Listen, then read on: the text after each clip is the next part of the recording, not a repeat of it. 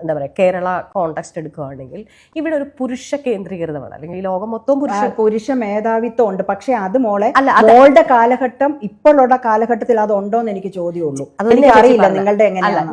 ഞങ്ങളുടെ കാലഘട്ടത്തിൽ 100% പുരുഷ മേധാവിത്വം തന്നെയാണ്. അതിന് ഉദാഹരണം എൻ്റെ അമ്മ. നമ്മുടെ ഒരു സോഷ്യൽ മീഡിയ ചാനലായ റീൽസ് ആൻഡ് റീൽസിലെ ശരണ്യ ഒരു സംവിധായകയും നടിയുമായ പ്രിയ ഷൈനുമായിട്ടുള്ള ഒരു ഇൻ്റർവ്യൂവിനകത്ത് നിന്ന് കേട്ട ഒരു ഭാഗത്തിൽ നിന്നൊരു ക്ലാരിറ്റി വരുത്തുന്നതാണ് ഞാനിതിൽ നിന്ന് ഉദ്ദേശിക്കുന്നത്. അപ്പം ശരണ്യയോട് പ്രിയ ഷൈൻ ചോദിക്കുന്നുണ്ട്, പുരുഷാധിപത്യം ഇന്നും നിലവിലുണ്ടോ, പിന്നെ അത് പണ്ടുണ്ടായിരുന്നു എന്നുള്ളത് അവർ അതിശക്തമായിട്ട് അതനുഭവിച്ചിട്ടുള്ള അവരുടെ അമ്മയുടെ ജീവിതത്തിൽ അവർ കണ്ടിട്ടുള്ള അതാണ് അതിൻ്റെ ആധിക്യം എത്രമാത്രം വലുതായിരുന്നു എന്ന്. പക്ഷേ സ്വന്തം ജീവിത സാഹചര്യങ്ങൾ വന്നപ്പോൾ അവർക്ക്, അല്ലെങ്കിൽ ഈ കാലഘട്ടം മാറിയപ്പോൾ അവർക്ക് അതിനെപ്പറ്റി ഒരു അവ്യക്തതയുണ്ട്. ഇപ്പോഴും പുരുഷാധിപത്യം നിലവിലുണ്ടോ ഇല്ലയോ ഉള്ള കാര്യത്തിൽ അതിനുള്ള ഒരു ക്ലാരിറ്റി വരുത്താനാണ് ഞാൻ ഉദ്ദേശിക്കുന്നത്.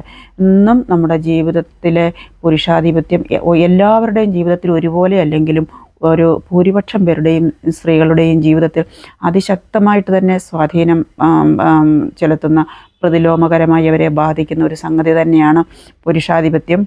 അത് അതിൻ്റെ കാഠിന്യം നമ്മൾ തിരിച്ചറിയാതെ പോകുന്നത്, അല്ലെങ്കിൽ അതിൻ്റെ പ്രവർത്തനം നമ്മൾ തിരിച്ചറിയാതെ പോകുന്നത്, അത് തിരികെ കയറ്റിയിരിക്കുന്നത്, ഒളിച്ചു കടത്തിയിരിക്കുന്നത് ആചാരം, ചടങ്ങുകൾ, ഇതുപോലെയുള്ള പല സംഗതികളിലൂടെ ആകുന്നത് കൊണ്ട് അത് നമുക്ക് കൃത്യമായിട്ട് അത് പിന്നെ ആ ആൺകോയ്മ മേൽക്കോയ്മ നമുക്ക് മനസ്സിലാക്കാൻ കഴിയാതെ പോകുന്നത് എന്നുള്ളത് മാത്രമേ ഉള്ളൂ.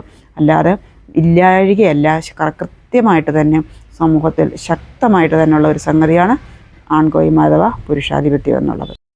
ഈ ആൺകോയ്മയുടെ പറ്റിയുള്ള എൻ്റെ ഈ അഭിപ്രായത്തിന് നിങ്ങൾക്ക് എന്തെങ്കിലും വിപരീത അഭിപ്രായമുണ്ടെങ്കിൽ തീർച്ചയായിട്ടും അത് കമൻറ്റ് ചെയ്യാൻ മറക്കരുത്.